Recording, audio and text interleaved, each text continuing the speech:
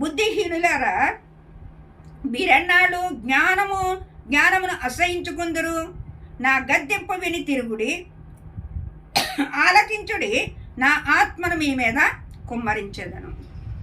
ఆయన గద్దెంపుకు విని తిరగాలంటండి, తిరగాలి. మన పిల్లలు కూడా మన మాట విన్నప్పుడే ఎక్కడికి వెళ్తున్నా వీడి తిరుగు అంటాం.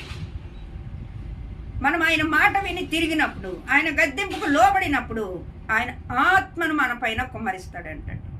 ఆయన అడుగు జాడలో జీవించే కృపను మనకిస్తాడు. ఆయన సర్వ సంపదల కలిగిన దేవుడండి. ఆయన జ్ఞానమునకు మితి లేదండి.